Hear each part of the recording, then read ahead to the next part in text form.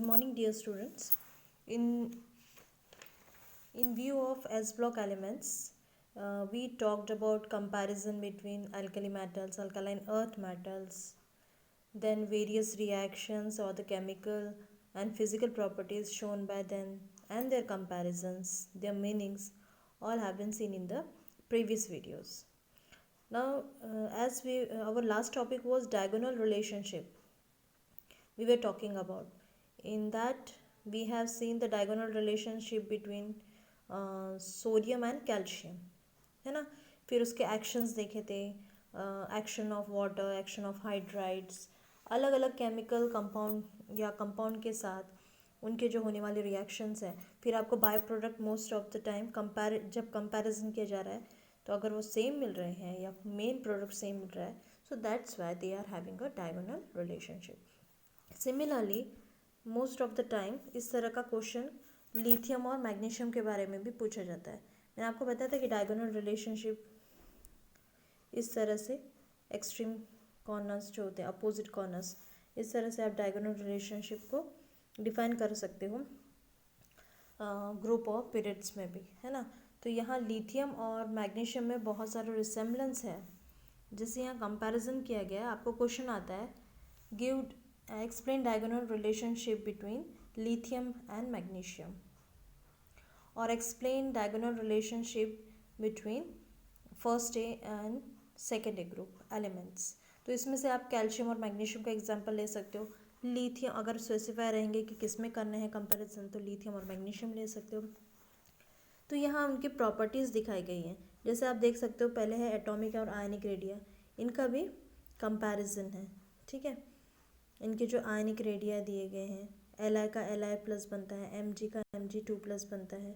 तो these are near about similar. जैसे lithium का 1.34 एंगस्ट्रॉम है, मैग्नीशियम का 1.36 एंगस्ट्रॉम है, तो वो अप्रॉक्सीमेटली सिमिलर है या फिर अप्रॉक्सीमेटली नियर अबाउट सेम है. उसके बाद सेकेंड कैरेक्टर उनका इलेक्ट्रोपॉजिटिविटी किया गया है. नेचुरल है, उनकी इलेक्ट्रोपॉजिटिव कैरेक्टर भी सिमिलर है. जैसे 1.0 है और दूसरे का 1.2 है, तो नियर अबाउट सेम वैल्यूज़ हैं. फिर उसके बाद पोलराइजिंग पावर जो है वो भी ऑलमोस्ट सिमिलर है. ये हार्ड मेटल्स हैं, दोनों भी इलेक्ट्रोपॉजिटिव हैं. वाटर के साथ उनके रिएक्शन स्लो होते हैं. जब आप ऑक्सीजन के साथ उनका रिएक्शन करोगे तो ऑक्साइड्स बनेंगे. जैसे मैग्नीशियम बनाएगा मैग्नीशियम ऑक्साइड और लिथियम बनाएगा लिथियम ऑक्साइड. जब ये नाइट्रोजन के साथ जो रिएक्शन होती हैं, मोस्ट ऑफ द एलिमेंट्स जो होते हैं, मैक्सिमम एलिमेंट्स जो होते हैं नाइट्रोजन के साथ डायरेक्ट रिएक्शंस नहीं देते, लेकिन ये जो एलिमेंट्स हैं ये डायरेक्ट रिएक्शन देते हैं और बनाते हैं नाइट्राइड्स. क्या बनाते हैं? Nitrides. You can see the product La3N2 और Mg3N2, ये अकॉर्डिंग टू देयर वैलेंसी है. ओके. फिर उसके बाद वो डिकम्पोज भी होते हैं. सो डिकम्पोजिशन पे डिकम्पोजिशन जो नाइट्राइड बन रहे हैं, अगर उनका डिकम्पोजिशन हुआ वाटर के साथ तो वो अमोनिया रिलीज़ करेंगे और हाइड्रोक्साइड्स बनाएंगे. सो इस तरह से कंपैरिजन में बहुत सारे पॉइंट्स दिए गए हैं. इनमें से आप you can select any 10 and mug them up, मतलब आप उन्हें याद करके प्रैक्टिस कर सकते हो. So by seeing only this are the simple reactions जो आप आसानी से कंपेयर कर सकते हो. ये सिंपल इनके कंपैरिजन के लिए दिए गए हैं. इनमें से कोई भी 10 प्रॉपर्टीज़ आप याद करके you can make it of your answer. ठीक है. जैसे यहाँ लिथियम और मैग्नीशियम के फॉर्मेट्स बन रहे हैं. On heating to give formaldehyde, यहाँ फॉर्मल्डेहाइड कॉमन प्रोडक्ट्स है. ऑक्सीजन रिलीज़ हो रहा है, नाइट्रोजन ऑक्साइड बन रहा है. सो ये सारे जो प्रोडक्ट्स हैं या बाय प्रोडक्ट्स हैं, they are similar. So that's why they are comparable. सो इसी को कहते हैं डायगोनल रिलेशनशिप. जैसे हमने प्रीवियस वीडियो में कैल्शियम और सोडियम का देखा था, वैसे ही लिथियम और मैग्नीशियम में भी है. फिर इसके बाद आते हैं नेक्स्ट कॉइनेज मेटल्स. अब कॉइनेज मेटल्स मतलब क्या?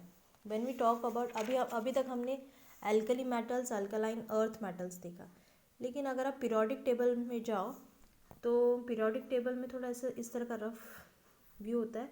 S block, P block, D block और नीचे वाला एफ ब्लॉक, है ना. इस तरह से पीरियोडिक टेबल हमारा अरेंज होता है। अब इस पीरियोडिक टेबल में ये हो गया 1 2 वैसे ही 3 4 करके, यहाँ हम डी में 11th रो में जब जाते हैं तो जो 11th रो में एलिमेंट्स हैं वो है कॉपर, सिल्वर, गोल्ड।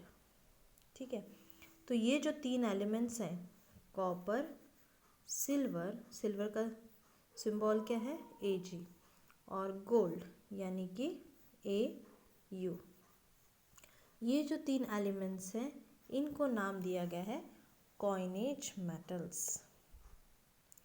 अगर आप उनको सिंपल उनके नाम से आइडेंटिफाई करो तो कॉइनेज मतलब वो काल जब इन मेटल्स का यूज़ कॉइन्स बनाने के लिए किया जाता था, क्योंकि पहले कॉपर, गोल्ड और सिल्वर का ही यूज़ होता था राजा महाराजा के ज़माने में। So that's why they have been specified like that, इसलिए उन्हें कॉइनेज मेटल्स बोला जाता है। ठीक है, अब यहाँ इनका सिंपल कंपैरिजन किया है अल्कली मेटल्स के साथ। वैसे इनमें कंपैरिजन मतलब सिमिलैरिटीज़ कुछ भी नहीं है, बट एक कंपैरिजन इसलिए दिया गया है कि इनमें एक थोड़ी बहुत एक चीज़ है कि जैसे alkali metals first A group में आता है और ये कॉइनेज मेटल्स जो है फर्स्ट बी ग्रुप में आते हैं। बस इस तरह का जो पोजीशनिंग का जो थोड़ा बहुत सिमिलैरिटी ए और बी वाला है, because of that only they are being compared. Okay, फिर ये जो इनके जो मोस्ट ऑफ द प्रॉपर्टीज़ है तो वो नियर अबाउट डिफरेंट है। ठीक है, जैसे अगर आप बात करोगे इलेक्ट्रॉनिक कॉन्फ़िगरेशन की, तो हम ऑलरेडी अल्कली मेटल्स के इलेक्ट्रॉनिक कॉन्फ़िगरेशन डिस्कस कर चुके हैं। उनके आउटरमोस्ट शेल में NS1 कॉन्फ़िगरेशन होता है। अब ये जो कॉपर, गोल्ड और ये सिल्वर या फिर कॉपर, सिल्वर और गोल्ड एलिमेंट्स हैं, मेटल्स है जो फर्स्ट बी ग्रुप में प्रेजेंट है। जैसे अगर आप उसमें से एक पहला एलिमेंट ले लो कॉपर, उसका एटॉमिक नंबर आपको पता ही होगा, उसका एटॉमिक नंबर है 29। Okay, I will start from the top. Copper का एटॉमिक नंबर है 29। अगर मुझे उसका इलेक्ट्रॉनिक कॉन्फ़िगरेशन लिखना है तो मैं नोबल गैस के हिसाब से भी लिख सकती हूँ। 1:2:2 लिखने की बजाय तो मैं नोबल गैस पास का नोबल गैस ले लूँगी, उसके पहले आने वाला, तो वो है आर्गॉन यानी कि 18 हो गए। बचे उसके कितने इलेक्ट्रॉन्स, उसके बाद बचे हैं 11 इलेक्ट्रॉन, तो 11 इलेक्ट्रॉन हो जाएंगे 3d10 और 4s1। इस तरह से उसका इलेक्ट्रॉनिक कॉन्फ़िगरेशन हो जाएगा। फिर आते हैं सिल्वर पे। सिल्वर का एटॉमिक नंबर क्या है? सिल्वर का एटॉमिक नंबर है 47। इसका नियर बाय नोबल गैस कौन है? क्रिप्टॉन, तो आप उसको लिख लीजिए Kr, ऐसे स्क्वायर ब्रैकेट में लिख लोगे। आपको यहाँ ज़रूरी नहीं है स्पेसिफाई करना उसका एटॉमिक नंबर, क्योंकि ये स्क्वायर ब्रैकेट ही बताता है कि हमने नोबल गैस की हेल्प से इलेक्ट्रॉनिक कॉन्फ़िगरेशन लिखा है, instead of writing the long one. Okay, फिर आप लिख सकते हो इसके कॉन्फ़िगरेशन में बचे हुए इलेक्ट्रॉन 4d10 फिर 5s1। सिमिलरली बात करते हैं गोल्ड की। गोल्ड का एटॉमिक नंबर क्या है? गोल्ड का एटॉमिक नंबर है 79। फिर इसका बाजू वाला या नियर वाला नोबल गैस कौन है? जेनॉन। जेनॉन का एटॉमिक नंबर है 54। फिर आप उसके कॉन्फ़िगरेशन लिखो, बचे हुए 11 इलेक्ट्रॉन्स जो है वो आप कैसे डिस्ट्रीब्यूट करोगे? 5d10 और 6s1। अगर आप देखो हर जगह तो यहाँ नोबल गैसेस आ रही हैं। ठीक है, यहाँ नोबल गैसेस आ रही हैं, मतलब कॉन्फ़िगरेशन में इनर शेल में या पेनल्टीमेट शेल में 18 इलेक्ट्रॉन्स आएंगे। ये 18 इलेक्ट्रॉन्स आएंगे, चाहे आप सिल्वर की बात करो, कॉपर की बात करो या फिर गोल्ड की। लेकिन अगर आप अल्कली मेटल्स को लो, जैसे मैं एक कॉमन एग्जांपल ले रही हूँ सोडियम का। सोडियम अगर मैं लेती हूँ, सोडियम का एटॉमिक नंबर है 11, तो मैं क्या लिखूँगी? 281। इसके देखो वैलेंस शेल में 1 इलेक्ट्रॉन होता है, अंदर के शेल में यानी कि जो इनर शेल है उसमें 8 इलेक्ट्रॉन है ना। तो इस वजह से, और अगर आप इसे जैसे हमने कॉपर, सिल्वर और गोल्ड को नोबल गैस की कॉन्फ़िगरेशन में लिखा, तो हम नियॉन के साथ कंपैरिजन कर सकते हैं। हमने नियॉन ले लिया, नियॉन का एटॉमिक नंबर है 10 और ये हो गया बचा हुआ 1 इलेक्ट्रॉन, है ना। तो इसका मतलब हुआ कि ये और जो नोबल गैसेस होते हैं उनमें ये जो नियॉन वगैरह है उसमें आउटरमोस्ट शेल में कितना आ रहा है, उसके आउटरमोस्ट शेल में नियॉन के 8 इलेक्ट्रॉन हैं, और जो जेनॉन है, क्रिप्टॉन है, उनके वैलेंस शेल में जब आप देखोगे मैक्सिमम में तो 18 इलेक्ट्रॉन होते हैं।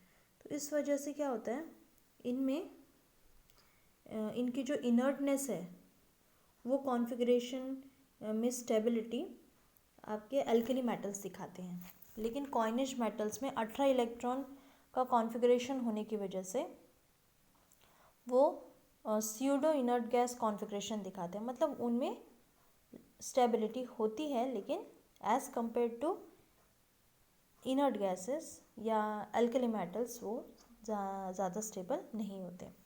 सिमिलरली अगर आप उनकी ऑक्सीडेशन स्टेट की बात करो, अभी हमने देखे थे कि इसके आउटरमोस्ट शेल में एल्कली मेटल जो होते हैं उनमें आउटरमोस्ट शेल में 1 इलेक्ट्रॉन रहता है, और इसमें मैक्सिमम +1 ऑक्सीडेशन होते हैं। लेकिन ये जो कॉइनेज मेटल्स हैं वो +2, फिर कुछ केसेस में +3 ये ऑक्सीडेशन स्टेट्स भी दिखा सकते हैं, लेकिन एल्कली मेटल सिर्फ एक ही ऑक्सीडेशन स्टेट दिखाते हैं, वो है +1।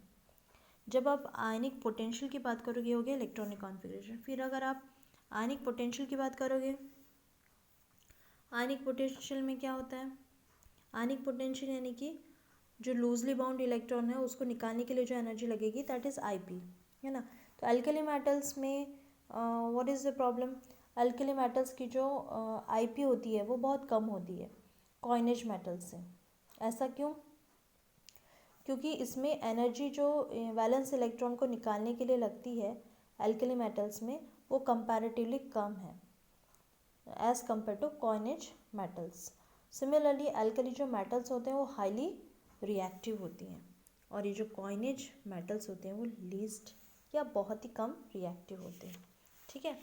फिर इनका सिंपल कंपैरिजन दिया है। नेक्स्ट आप उनको उनकी जो प्रॉपर्टीज़ है उसको आसानी से समझ सकते हो नंबर ऑफ़ प्रॉपर्टीज़ से। छोटी छोटी फिजिकल प्रॉपर्टीज़, उनकी इलेक्ट्रोपॉजिटिव कैरेक्टर, कुछ केमिकल रिएक्शंस, वो किस तरह से रिएक्ट होती है, ये कंपैरिजन दिया है इस टेबल में। So I am not going to explain that, it's a simple simply by reading it you can understand. So I hope कि आप ये पढ़ोगे, और अगर इसमें कोई डाउट आता है कि भाई ये कहाँ से आया, तो then you can ask me for it, ठीक है। फिर आते हैं सॉल्वेशन। नेक्स्ट जो प्रॉपर्टी है, अब हम अल्कली मेटल्स की बात करेंगे and then we will talk about alkaline earth metals. Actually कुछ या मैक्सिमम चीज़ें आपको रिपीटेडली सुनने को मिलेंगी, IP, electropositive character, complex formation, colour formation, ये जो फ्लेम टेस्ट, ये सारी चीज़ें अभी बार बार रिपीट होने वाली है।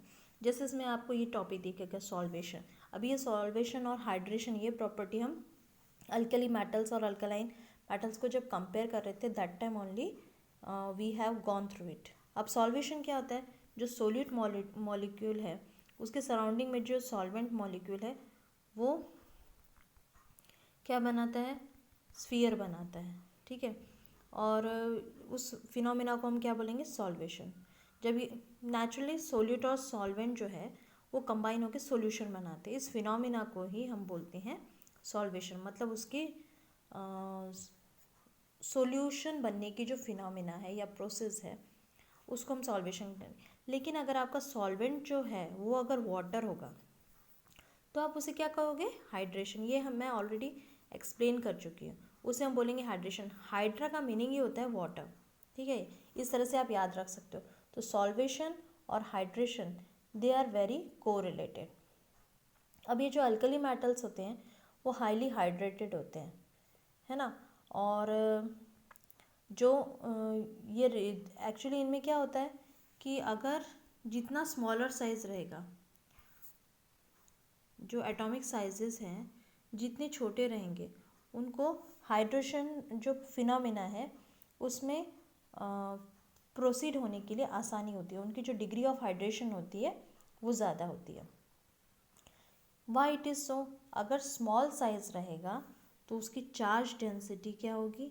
चार्ज डेंसिटी भी ज़्यादा रहेगी। अगर चार्ज डेंसिटी ज़्यादा है मतलब वो अट्रैक्शन प्रोसेस यानी कि पोलराइज ज़्यादा होगी, तो उस वजह से क्या होगा, हाइड्रेशन प्रोसेस में वो हेल्प करेगा या डिग्री ऑफ हाइड्रेशन ज़्यादा होगा। अब इसमें एक कॉन्ट्रोवर्शियल, एक शॉर्ट नोट्स में एक क्वेश्चन आ सकता है कि Li, एक्चुअली हम जब एल्कली मेटल आयंस बोला है यहाँ हेडिंग में, ठीक है, एल्कली मेटल्स तो है ही, उनकी प्रॉपर्टीज़ हम पढ़ ही चुके हैं, लेकिन अब हम यहाँ एल्कली मेटल आयंस की बात करेंगे। मतलब वो जो मेटल है उसके ओरिजिनल स्टेट में ना रहते हुए उसके एटम्स अपने इलेक्ट्रॉन लूज़ करने के बाद की कंडीशन। जैसे हम यहाँ एग्जांपल ले रहे हैं लिथियम, तो लिथियम का एटॉमिक नंबर क्या है? एटॉमिक नंबर है 3। अगर उसने अपना एक इलेक्ट्रॉन लूज़ कर दिया तो वो बन जाएगा Li+, ठीक है। अब ये Li+ बनने के बाद इसमें क्वेश्चन आता है कि why Li+ ion is least conducting. यहाँ आपको अंडरलाइन दिखेगा, बोल्ड में लिखा हुआ है, why it is least conducting in solution. Actually conduction, जबकि होना क्या चाहिए, इसका एटॉमिक साइज़ छोटा है, तो एटॉमिक साइज़ छोटा होने की वजह से उसकी मोबिलिटी ज़्यादा होनी चाहिए और उसकी कंडक्टेंस भी ज़्यादा होनी चाहिए as per the simple chemical process या फिर सॉल्वेशन प्रोसेस जो है। लेकिन यहाँ लिथियम प्लस जो आयन है वो थोड़ा कंट्रोवर्शियल ये दिखाता है, नेचर दिखाता है, ठीक है। अब ऐसा क्या होता है वहाँ, जब Li+ आयन वाटर के कांटेक्ट में आता है, ठीक है, ये जो आयन है वाटर के कांटेक्ट में आएगा, मतलब H+ NOH नेगेटिव आयन के कांटेक्ट में आएगा, है ना। ये जो इनका कांटेक्ट होगा उस कंडीशन में जो इसका हाइड्रेटेड रेडियस रहेगा, मतलब ये जब इनके कांटेक्ट में आएगा तब उसका जो रेडियस है वो लार्ज हो जाएगा। It is the largest of all the alkali metal ions in the solution.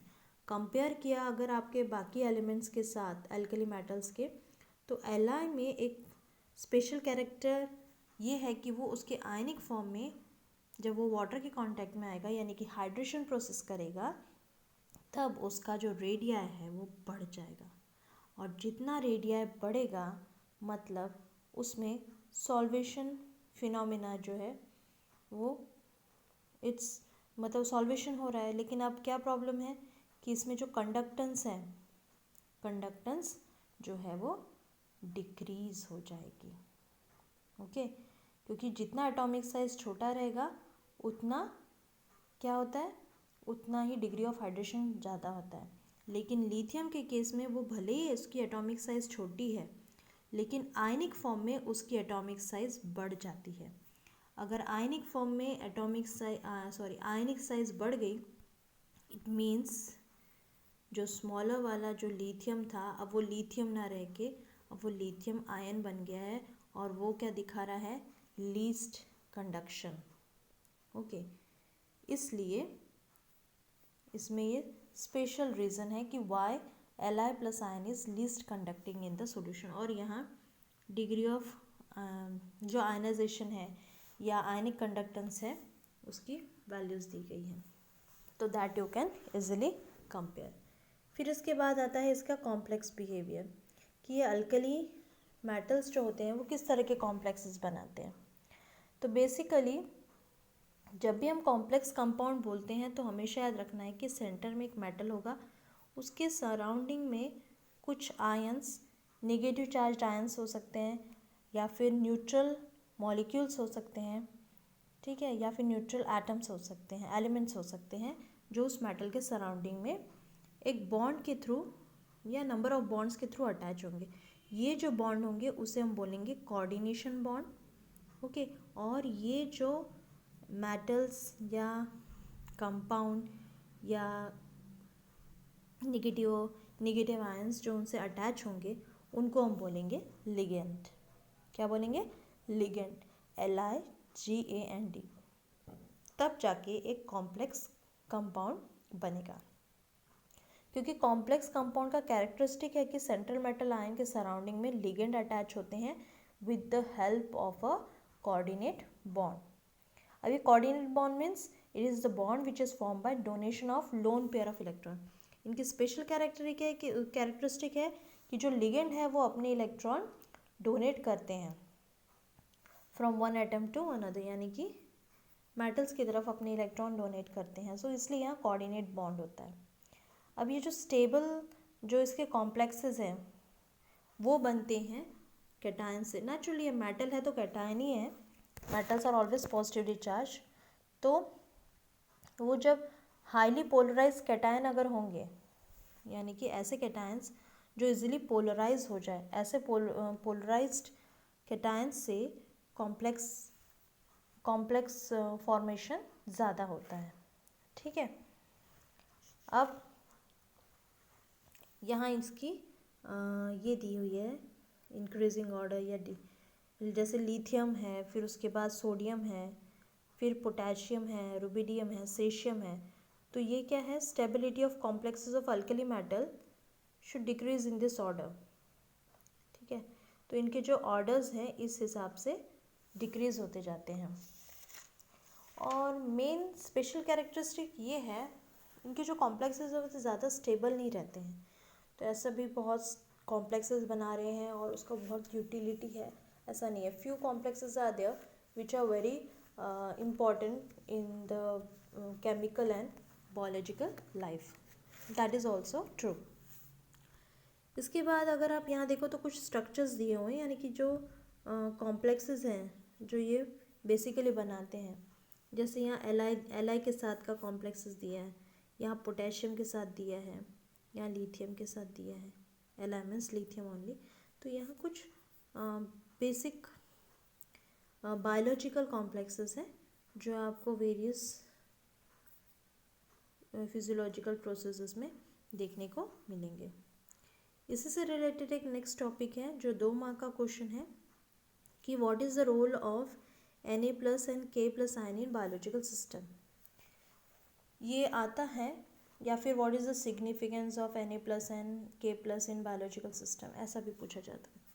तो इसके 5 पॉइंट्स हैं, उसको आप 6 पॉइंट्स बना के भी लिख सकते हो, it depends upon you. Basically आपको समझना है कि इसमें क्या पूछा गया है। तो सोडियम जो आयन है वो अगर आप सेल, जब हम बात करते हैं किसी भी एनिमल के जो सेल्स होते हैं, तो वो जो नंबर ऑफ़ सेल्स होते हैं उसमें एक आउटर पोर्शन होता है और एक इनर पोर्शन होता है। तो नेचुरली ये जो सेल्स हैं उनमें फ्लूइड्स होते हैं। नंबर ऑफ़ जो सेल्स आपस में अटैच होंगे तो वो फ्लूइड के हेल्प से वो फ्लो होते रहते हैं या फिर अपनी जगह पे रिटेन करते हैं।